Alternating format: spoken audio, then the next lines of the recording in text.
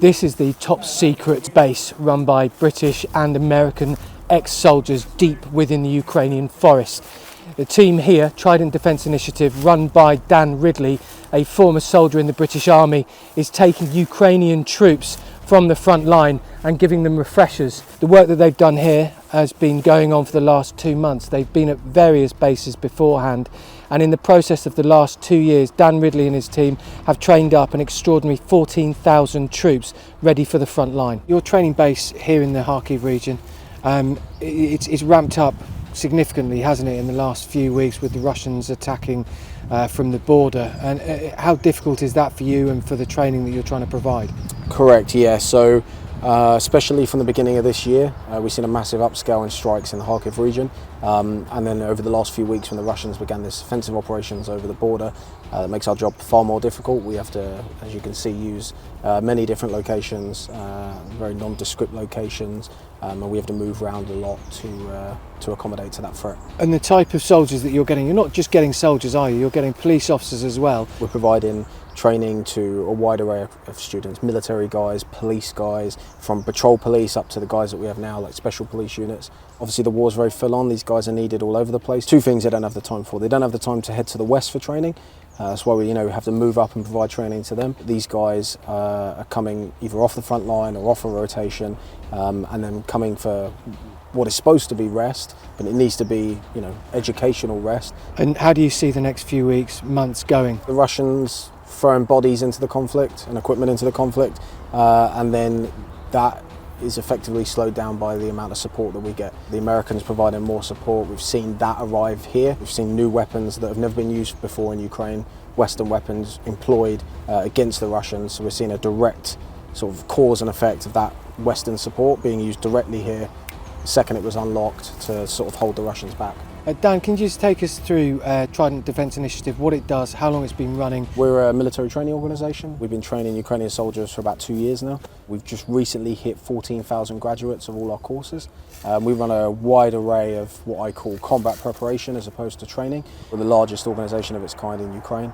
We train combat medics, infantry soldiers, drone pilots, engineers, those basic sort of core skills that these soldiers require. We can't say exactly where we are for operational security reasons. This isn't the first base you've had, is it? Because you've been targeted before by the Russians. That's correct, yeah. Unfortunately, the region that we're in and the operational environment that we're in, locations across the region and across Ukraine as a whole in general are regularly targeted by the Russian military. We're just going to point out the things that you did wrong. Well, we'll get 4 guys, do a couple runs, everyone else will just watch from outside.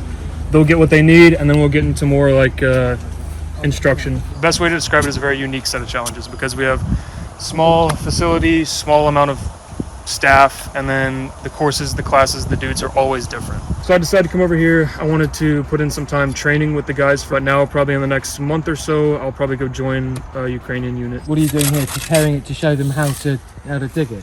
Yeah, I'm just like basic one-man fighting hole, we call it. Skirmisher or ranger grave.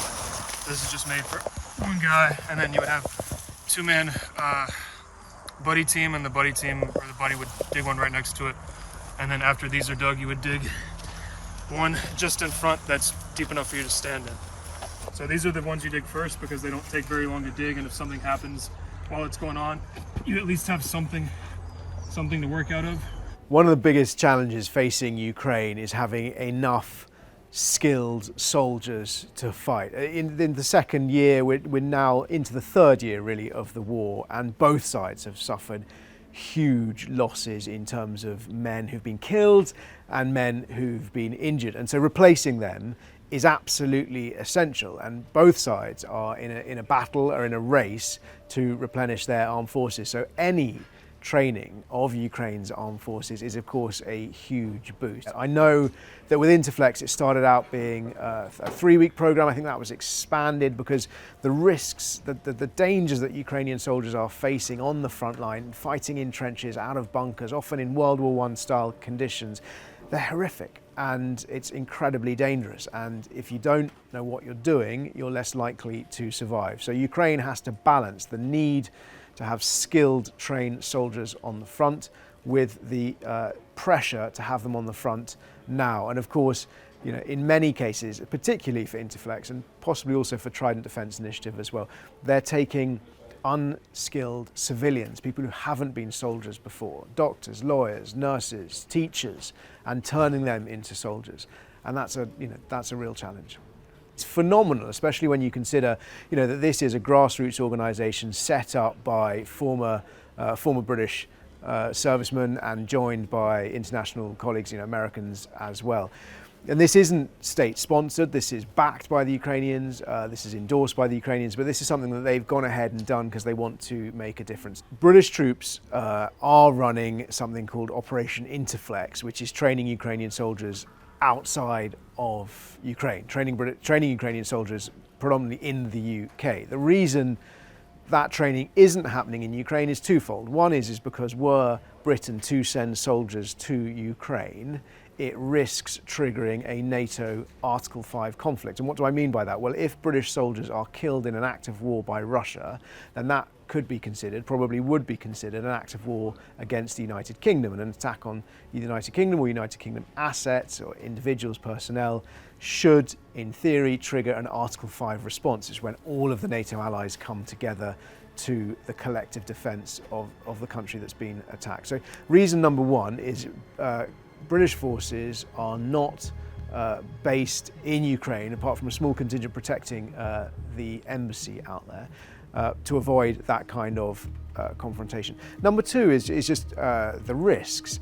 Training in Ukraine is more dangerous than training outside Ukraine because Russian missiles can reach every inch of Ukrainian territory, and they have struck, almost all of Ukraine's major cities, plus many more targets. This is what's left of Vasily and Elena's house. It was hit this morning at 2 a.m. by the Shahed drone. They were in a back bedroom. The windows were blown inwards and they managed to escape through the frames in all they had on. And if you see around me, it's just twisted metal, the charred remains of the wooden beams.